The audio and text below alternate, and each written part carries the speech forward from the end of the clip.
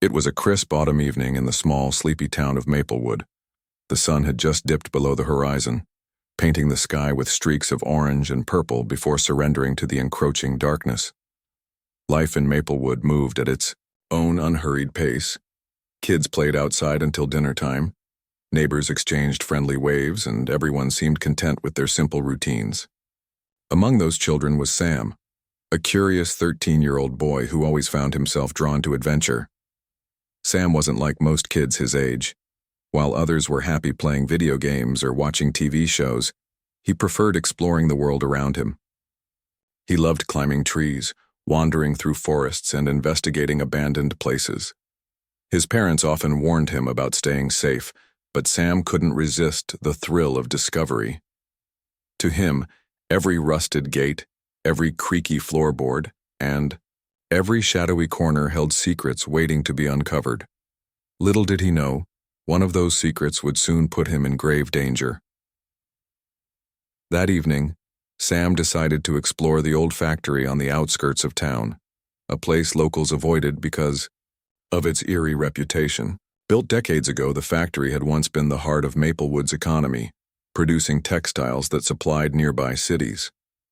But as industries changed and jobs moved elsewhere, the factory fell into disrepair. Overgrown weeds now surrounded. The crumbling structure and broken windows stared blankly at passers-by like hollow eyes. Despite its creepy appearance, Sam felt an irresistible pull toward it. "I'll just take a quick look," he told himself, ignoring the uneasy feeling creeping up his spine. As he approached the entrance, the air grew colder, and the silence became almost suffocating. The only sounds came from the crunch of dry leaves underfoot and the distant hoot of an owl. Pushing aside the heavy metal door which groaned loudly in protest, Sam stepped inside. The interior was dimly lit by moonlight streaming through cracks in the walls and ceiling. Dust particles floated lazily in the beams of light, making the space feel otherworldly. Rusted machinery stood frozen in time, and piles of debris littered the floor. It looked like no one had set foot here in years. Sam wandered deeper into the factory, his flashlight cutting through the gloom. Every step echoed eerily, and the musty smell of decay filled his nostrils. Despite the unsettling atmosphere, he pressed on, driven by curiosity. Then, something caught his eye, a faint glow emanating from a far corner of the room. Intrigued, Sam moved closer, his heart pounding with excitement. As he reached the source of the light, he saw it, a strange object resting on a pedestal made of stone. It pulsed softly, radiating a warm golden hue that seemed alive. Unable to resist, Sam extended his hand and touched the glowing artifact. Instantly, the ground beneath him trembled violently. Before he could react, the wooden planks gave way, sending him plummeting into darkness. Pain shot through his body as he landed hard on the cold, damp floor below.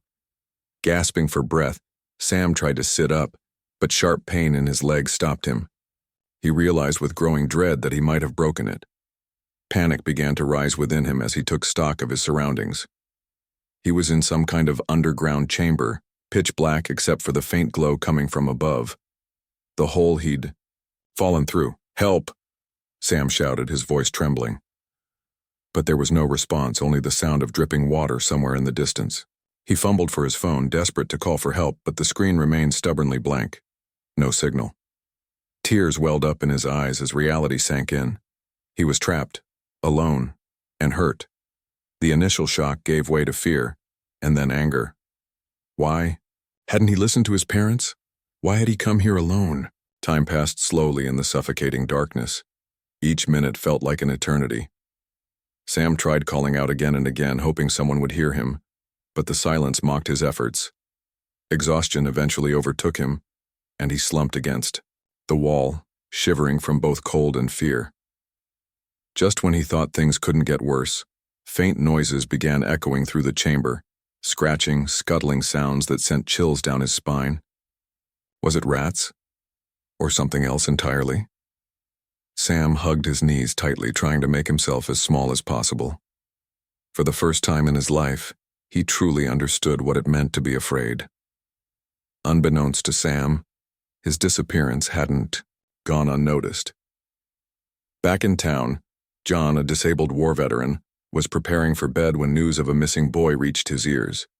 Known for his bravery and selflessness, John had dedicated his post-military life to helping others, despite being confined to a wheelchair after losing both legs in combat. When he heard about Sam's predicament, he didn't hesitate. Grabbing his flashlight and emergency kit, John loaded his wheelchair into his specially modified van and headed straight for the factory. Though many doubted what a man in a wheelchair could achieve in such a situation, John refused to let skepticism deter him. He knew better than anyone that true strength came not from physical ability, but from determination and courage. As he arrived at the scene, the search party was already winding down, convinced that Sam had wandered off elsewhere. But John sensed something different, a gut feeling that told him the truth lay hidden beneath their feet. And so, while others prepared to leave, John rolled closer to the factory, ready to face whatever challenges lay ahead. What neither Sam nor John realized was that this night would mark the beginning of an extraordinary journey, one that would test their limits, reveal unimaginable truths, and ultimately bring out the best in humanity. For now, though, all Sam could do was cling to hope, and all John could do was trust his instincts. Together, unknowingly connected by fate, they stood on the brink of an adventure neither could have predicted. The night was growing colder as John approached the abandoned factory, his wheelchair crunching softly over gravel and fallen leaves. The search party had already dispersed, convinced that Sam wasn't anywhere near the old building. Most of them muttered about how kids these days wandered too far or got themselves lost on purpose. But John didn't share their frustration. Instead, he felt a gnawing sense in his gut, a feeling he'd learned to trust during his years in the military. Something wasn't right here. John had seen enough danger in his life to recognize when trouble was brewing.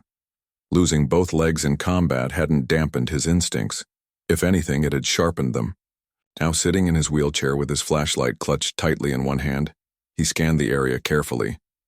His eyes caught details others might have missed, the faint scuff marks on the ground where someone had dragged themselves, the disturbed dirt patches near the entrance of the factory, and most importantly, the subtle vibrations in the air that hinted at activity below.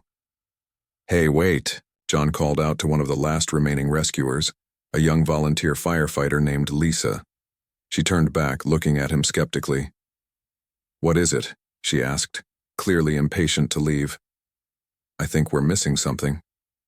John said firmly, pointing toward the factory. "Look at this." He gestured to the ground, showing her the signs he'd noticed. Someone fell through here, or maybe they were pushed. Either way, there's more going on than meets the eye. Lisa frowned, glancing nervously at the decrepit structure. "You really think so? That place looks like it could collapse any second. Besides..." Her voice trailed off as she glanced at his wheelchair. "How are you even going to get inside?" John smiled grimly but didn't take offense. He was used to people underestimating him because of his disability. "Don't worry about me," he replied calmly. "Just help me get close enough and I'll figure out the rest." Though reluctant, Lisa agreed to assist him. Together, they wheeled closer to the factory's entrance. As they moved deeper into the shadows cast by the crumbling walls, John spotted what he'd been looking for, a trapdoor partially hidden beneath debris. It was slightly ajar, revealing a dark void underneath. This was it, the clue he'd been searching for. "This is it," John said aloud, more to himself than to Lisa. "Sam must have fallen down here." Without wasting another moment, he began clearing away the rubble blocking the opening. His arms strained against the weight of the heavy stones, but he refused to give up. Years of physical therapy and sheer willpower had taught him never to back down from a challenge, no matter how daunting. Lisa watched in awe as John worked tirelessly, sweat beading on his forehead despite the chilly night air. "You're incredible," she murmured quietly, shaking her head. "Most people wouldn't even try."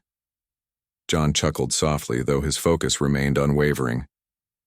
"It's not about trying," he said between grunts of effort. "It's about doing what needs to be done. If I can save that boy tonight, then every bit of pain and struggle will be worth it." Finally, after several exhausting minutes, the trapdoor was fully exposed. Peering into the abyss below, John felt a pang of unease. The darkness seemed endless, swallowing the beam of his flashlight whole. He couldn't see much, just jagged rocks and a narrow tunnel leading downward. But he knew one thing for certain. Sam was down there somewhere, scared and hurt and counting on someone to find him. Turning to Lisa, John gave her a determined look. "I'm going in," he declared. Her eyes widened in alarm. "Are you serious? You can't go down there in a wheelchair." "I don't need my legs to save a life," John shot back, his tone leaving no room for argument. "I just need guts, and I've got plenty of those." With Lisa's hesitant help, John rigged up a makeshift harness using ropes and straps from his emergency kit. They secured it around his torso, ensuring it was tight enough to support his weight. Then, bracing himself against the edge of the trapdoor, John prepared to descend into the unknown. "Lower me slowly," he instructed, gripping the sides of his wheelchair for balance. "And keep an eye on the rope. Don't let it slip." Lisa nodded, her hands trembling slightly as she took hold of the rope. Taking a deep breath, John leaned forward and let gravity pull him into the darkness. The descent was slow and nerve-wracking, each creak of the rope echoing ominously in the confined space. Dust particles swirled around him, making it hard to breathe, and the damp smell of earth filled his nostrils. Yet despite the discomfort and fear, John kept his focus sharp. Every inch closer brought him nearer to Sam, and to hope. As he reached the bottom, John landed awkwardly on the uneven ground, wincing as pain shot through his body. For a moment he stayed still, catching his breath and adjusting to the oppressive silence surrounding him. Then, using his flashlight, he began scanning the chamber.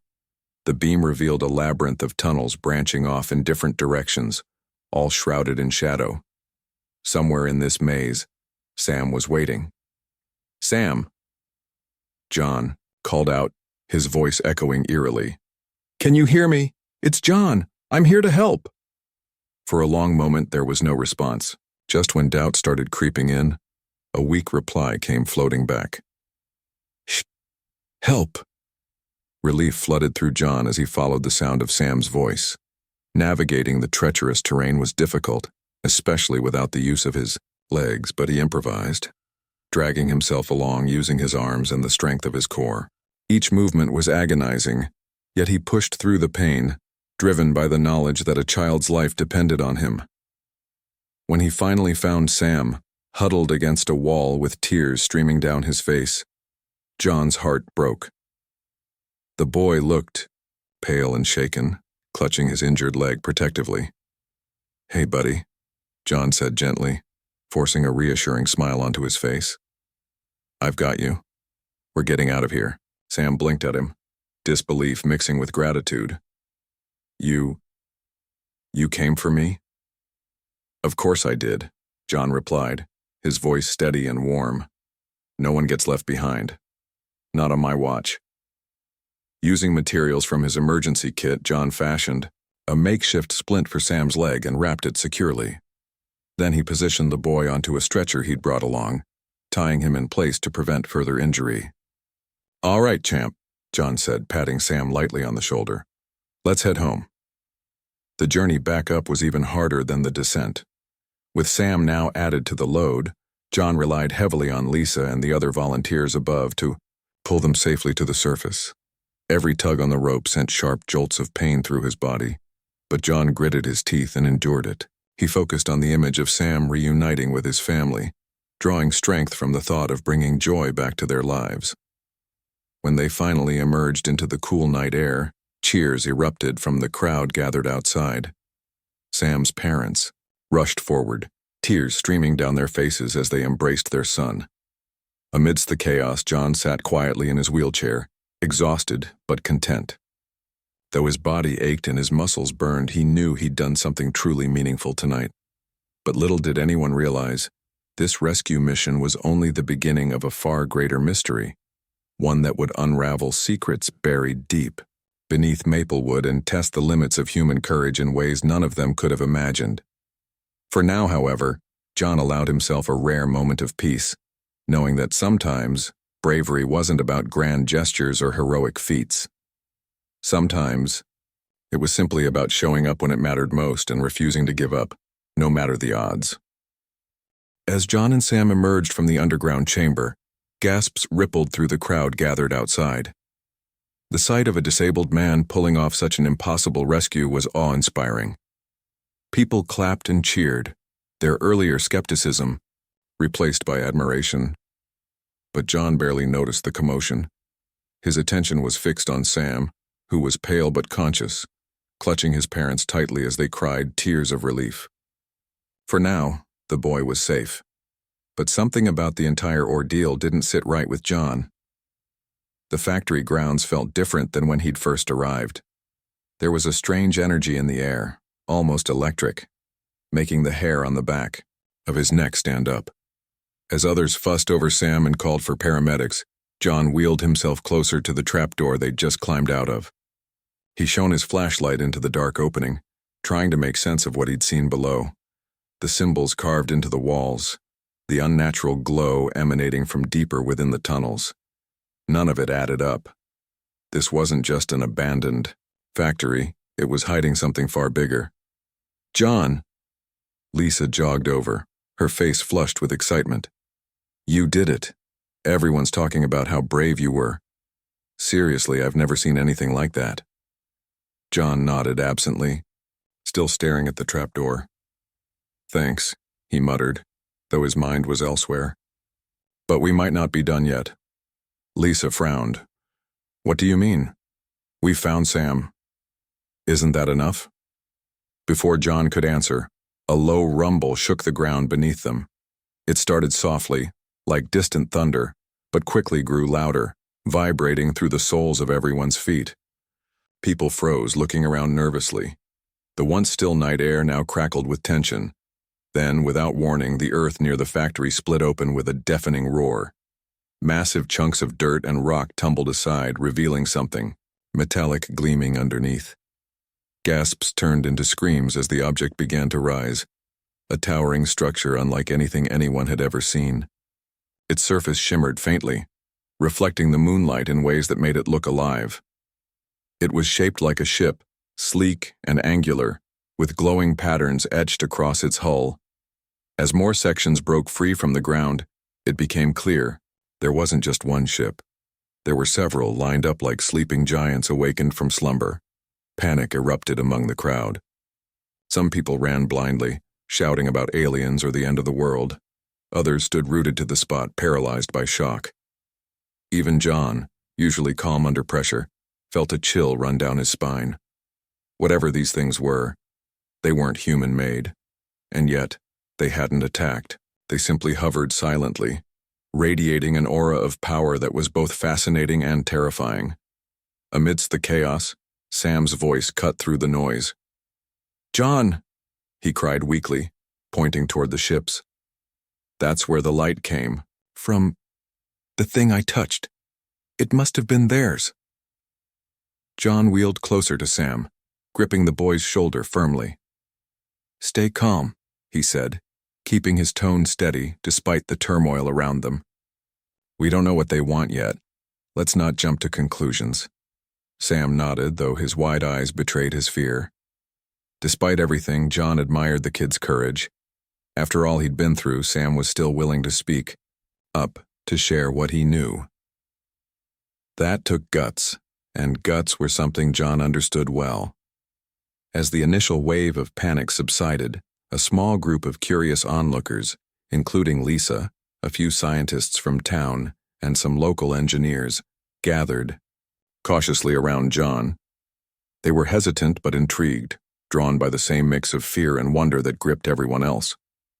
One of the scientists, a middle-aged woman named Dr. Emily Carter, stepped forward, holding a tablet and squinting at the ships. "This is extraordinary," she murmured, her voice trembling with equal parts excitement and disbelief. "These designs, I've never seen anything like them. Whoever or whatever built these vessels is centuries ahead of us technologically." "But why are they here?" Lisa asked, glancing nervously at the ships. "Do you think they're friendly?" Dr. Carter hesitated before answering. "It's hard to say. Their presence alone suggests intent, but whether it's peaceful or hostile remains unclear. What we need to focus on now is communication. If we can establish contact, we might learn more. John listened intently, piecing together the situation in his mind. If these beings were advanced enough to build starships, they likely had no trouble understanding human languages, or at least gestures. But approaching them blindly would be reckless.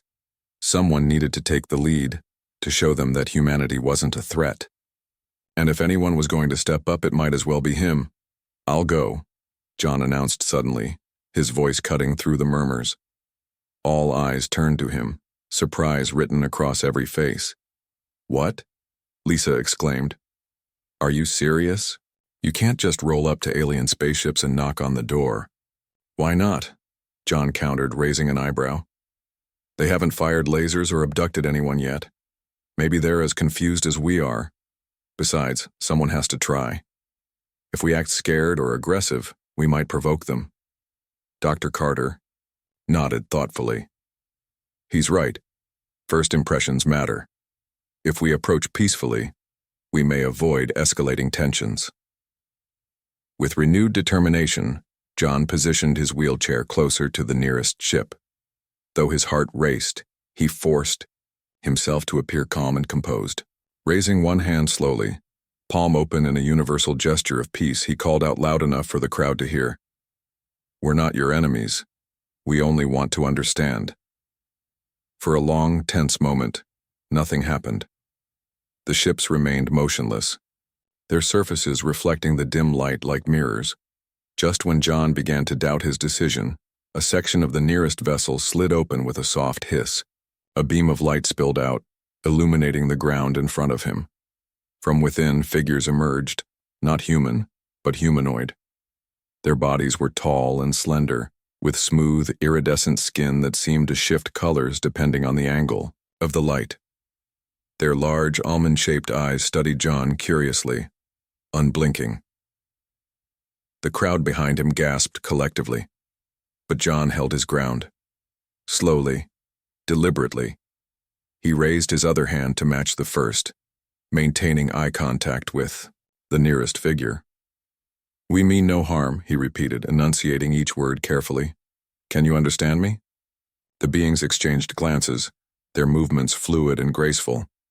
Then one of them stepped forward, extending a long, delicate arm. In its hand was a glowing orb, pulsating rhythmically like a heartbeat. The being held it out toward John, who hesitated for a moment before reaching out to touch it. As soon as his fingers brushed the surface, images flooded his mind. Scenes of stars, planets, and vast cosmic landscapes. It was overwhelming, yet strangely beautiful. "They're sharing information," Dr. Carter whispered excitedly from behind. "This could be our chance to communicate."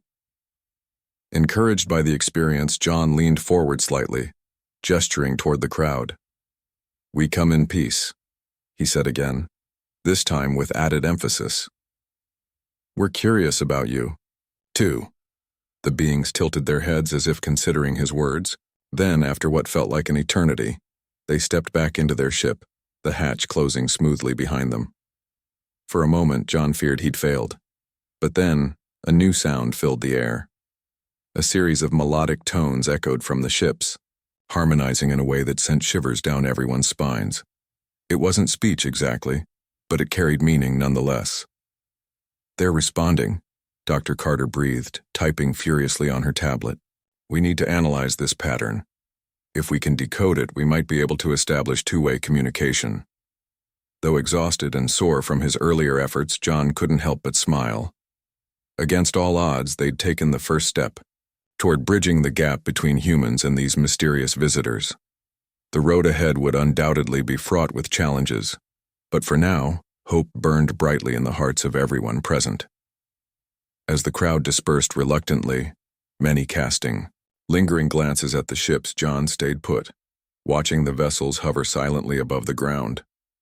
He knew this encounter was only the beginning of something much larger, something that would test the limits of human understanding and resilience.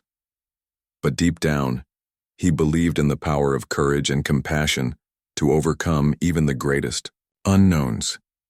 And as long as people like him were willing to face the darkness head-on, there was always a chance for light to prevail.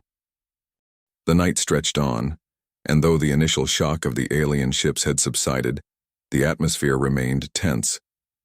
The crowd that had gathered earlier had thinned out, but a small group of determined individuals stayed behind. Scientists, engineers, and volunteers eager to unravel the mystery unfolding before them. Among them was John, whose calm demeanor and quick thinking had earned him an unofficial leadership role in this unprecedented situation. Despite his exhaustion, he refused to leave. This wasn't just about curiosity anymore. It was about understanding who or what these beings were and why they had chosen Maplewood as their landing site. The aliens themselves seemed equally cautious. Their ships hovered silently, casting faint glows over the surrounding area. Occasionally, soft melodic tones emanated from the vessels, resonating like a language no one could yet comprehend. Dr. Emily Carter worked tirelessly with her team, recording these sounds and analyzing patterns in hopes of deciphering their meaning. Meanwhile, others focused on the glowing orb the aliens had shown John, a device that appeared to hold some form of encoded information. As the hours passed, progress was slow but steady, each new discovery bringing them closer to breaking the communication barrier. Sam, despite his injuries, insisted on staying close to the action. Wrapped in a blanket and propped up against a nearby bench, he watched everything unfold with wide eyes. Though physically drained, his mind raced with questions. What did the symbols mean? Why had the artifact reacted to him? And most importantly, why were the aliens here? When John wheeled over to check on him, Sam spoke up hesitantly. "Do you think they're scared of us?" he asked, his voice barely above a whisper. "I mean, they haven't attacked or anything. Maybe they didn't expect us to find them."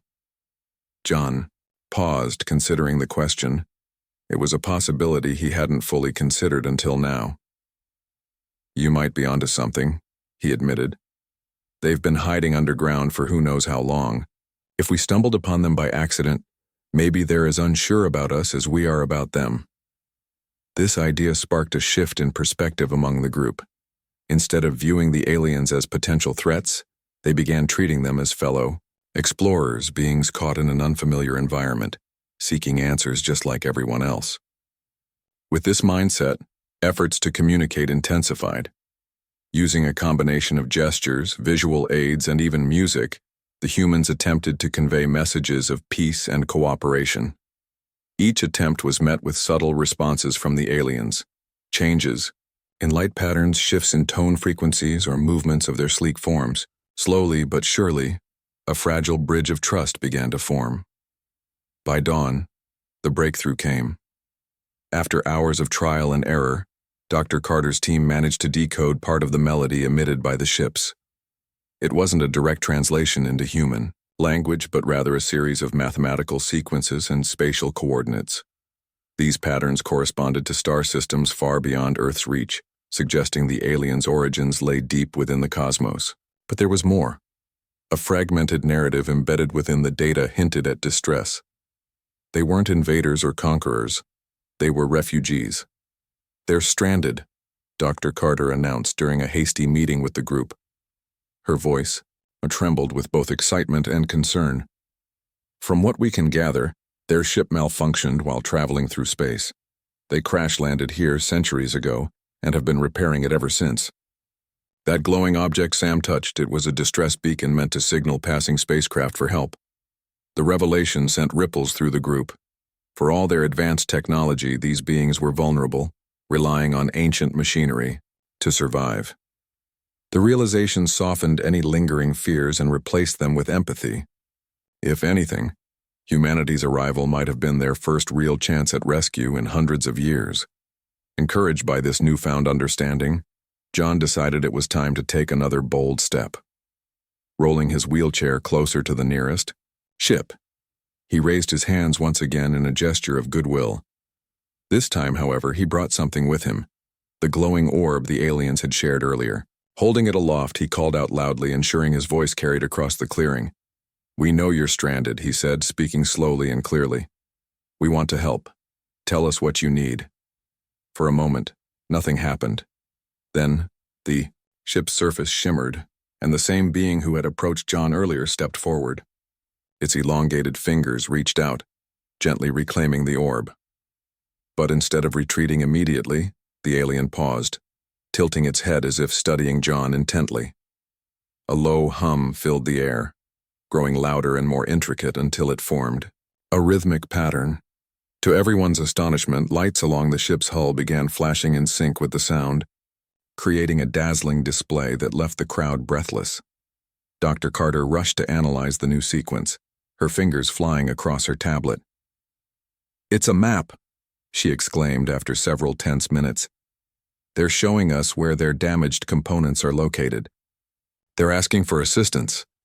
With renewed energy, the group sprang into action. Engineers pored over the schematics, identifying areas of the ship that required repair.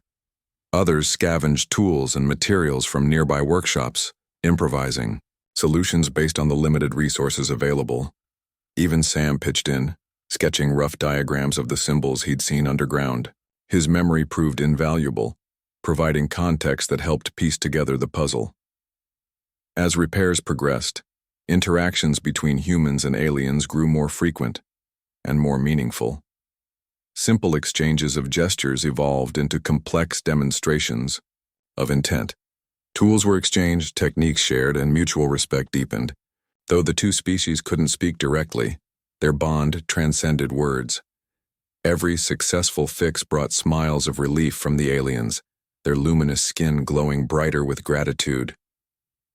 Throughout it all, John remained at the center of the effort, coordinating tasks and offering encouragement. His presence served as a reminder that courage and kindness knew no boundaries, not even those imposed by physical limitations or interstellar differences. When doubts arose or tempers flared due to the immense pressure, he was quick to diffuse tensions, reminding everyone of their shared goal: to help those in need, regardless of origin. Finally, after days of relentless work, the repairs were complete. The ships hummed with restored power, their surfaces gleaming as if newly forged. The aliens gathered outside their vessels, forming a line that faced the Mao humans. One by one, they bowed deeply, an unmistakable sign of gratitude.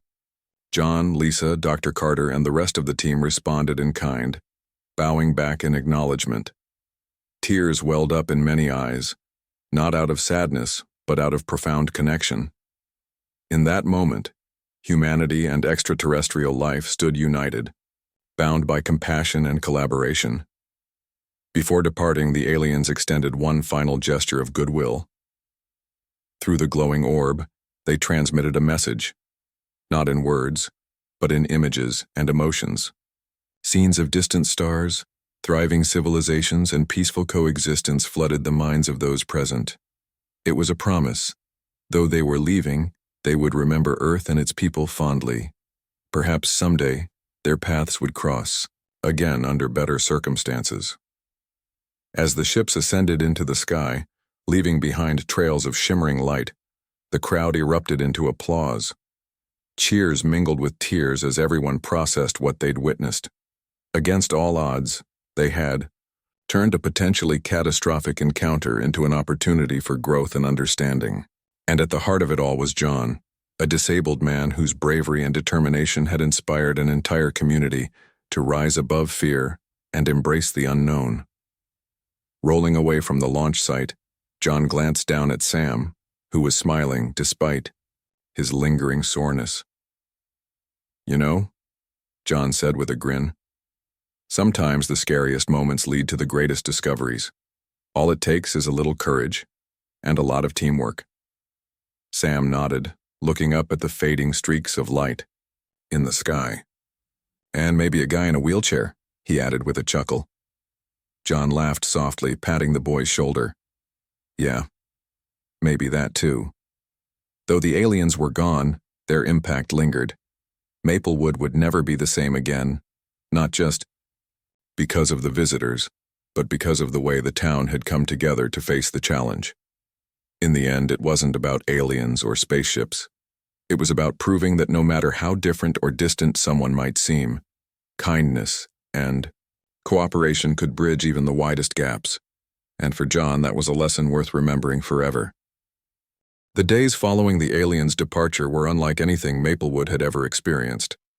The quiet, unassuming town was suddenly thrust into the spotlight, with news outlets from across the globe descending upon it like a swarm of bees to honey.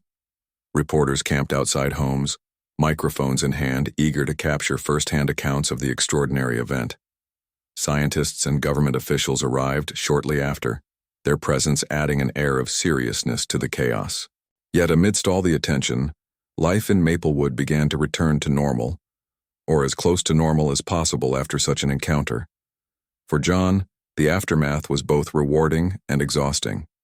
His role in the rescue mission and subsequent communication efforts made him a local hero. Strangers approached him on the streets, thanking him for his bravery and leadership. Some even called him the man who saved Earth, though John always brushed off the praise with a humble smile. "I didn't do it alone," he would say. "It took all of us working together." Sam, too, became a celebrity of sorts. His accidental discovery of the alien beacon sparked endless curiosity among researchers, who gently interviewed him about every detail he could recall. At first, Sam struggled to adjust to the sudden fame. He was just a kid who loved adventures, not someone expected to answer profound questions about extraterrestrial life.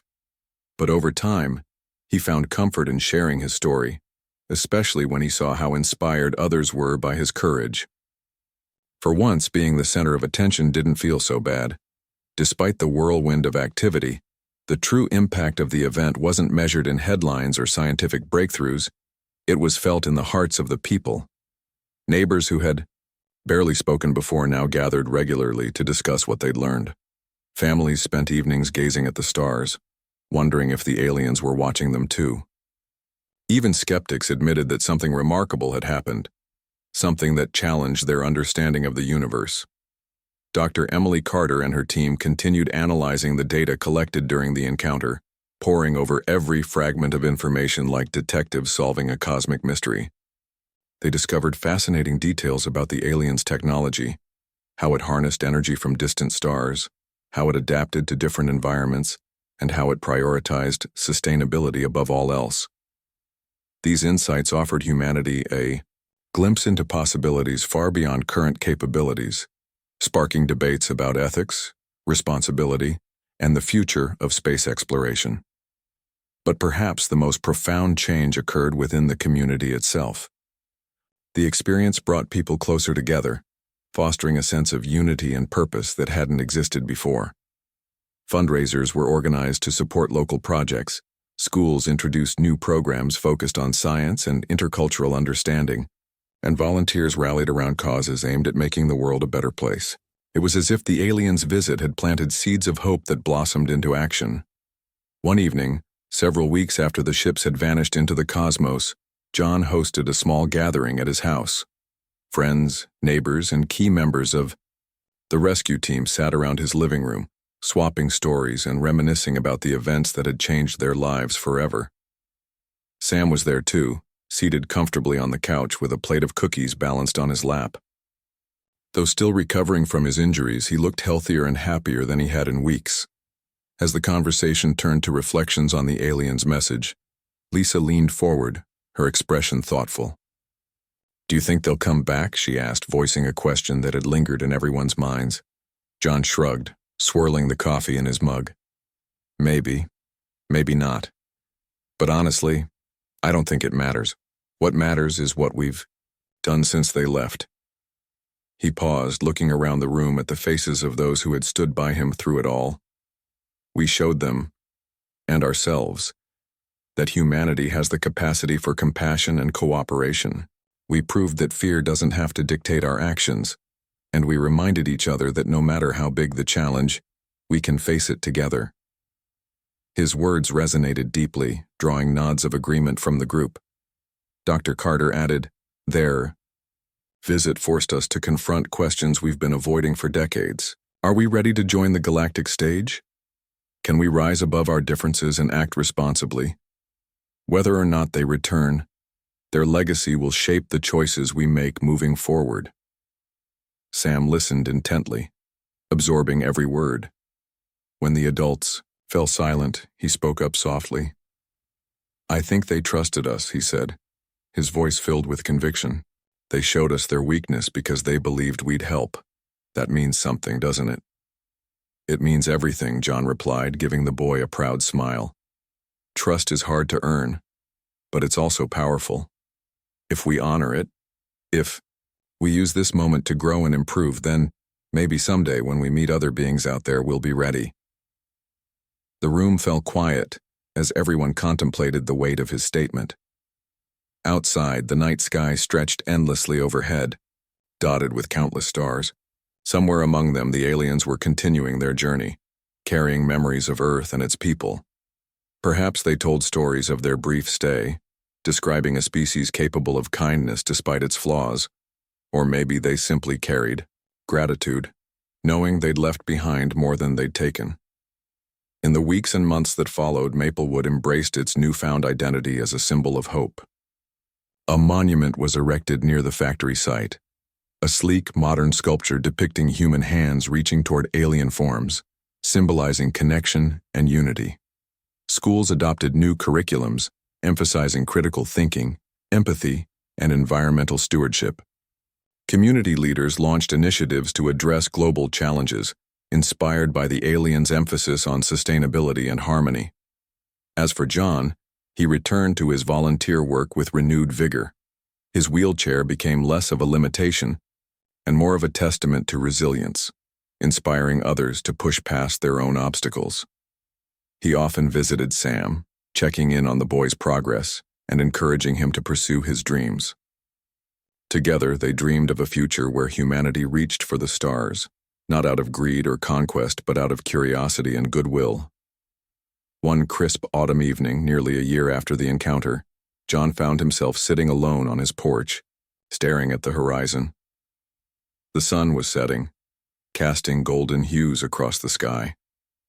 In the distance, a single star twinkled brightly, almost as if winking at him.